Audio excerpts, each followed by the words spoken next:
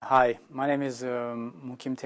I'm originally from Tajikistan. I've been working for the World Bank since 2001. I just wanted to share some experiences about working in the region where I come from.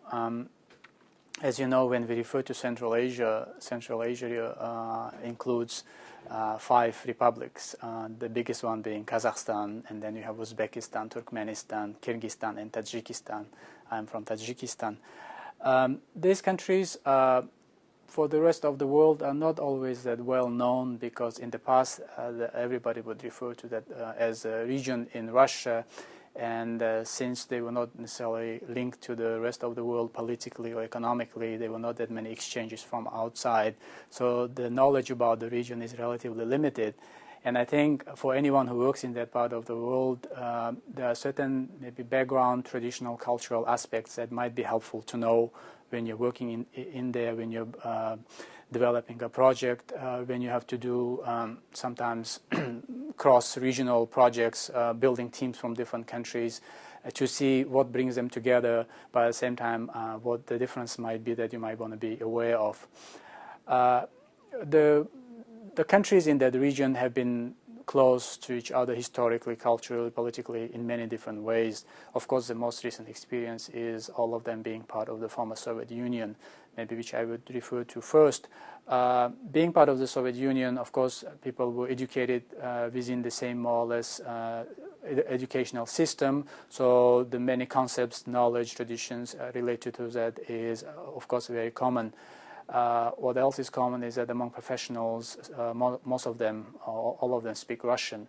So, for example, if you're organizing an event when you're bringing teams together from different countries, from the Soviet Union or from Central Asia, in this case, organizing events in Russian would be easy.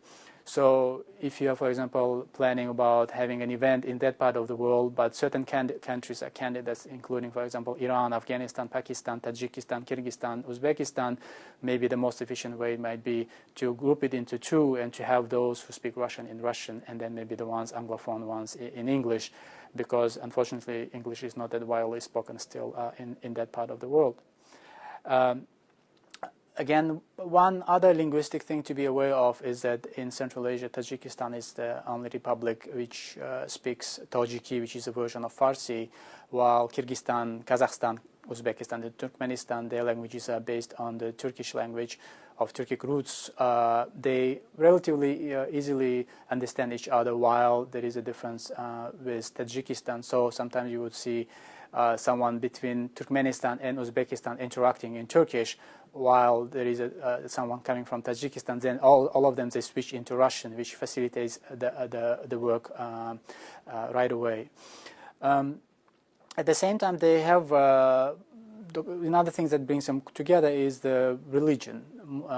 Although these countries are relatively secular, but Islam is the dominant religion in the region, and so we have common holidays, common certain ceremonies, which again brings people together. There are non-religious holidays like the New Year, the Nowruz, the Persian New Year, that commonly celebrated across the region in the middle, at the end of March 21st, 22nd, usually, which have become now official holidays. Again, all of the countries see it together. Being as a region, as we refer to it as Eurasia, being exposed through the Soviet time and through the Russian culture to Europe, we widely also celebrate other holidays. For example, the New Year being one of the biggest holidays still in the region, in Central Asia, across countries. And of course, when you go to a household or in an office, you would see a decorated tree, and it wouldn't be called a Christmas tree. It would be called always a New Year tree. And because for that part of the world, it's a big holiday, but which does not have a religious tradition, but it has more of a common value. The beginning of the year, always a new hope for a new future, new beginning. So it's a big holiday at the New Year.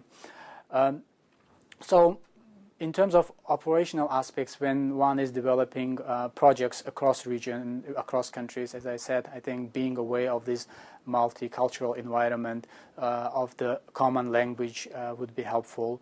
Also, I think when you're designing a case study that you might want to share with professionals from that area, referring to the systems that they are more familiar with would be easier for them to take those lessons and maybe try to adapt them. For example, if you bring a case study from Poland or Hungary or the Czech Republic or Russia, they would be most likely easier for them to see the relevance of it because of the economic system that used to be in common, at least in the past, than in experiences of countries which are very much more different, let's say something in Latin America or in certain parts of Asia where the economic and some political and cultural systems could be different.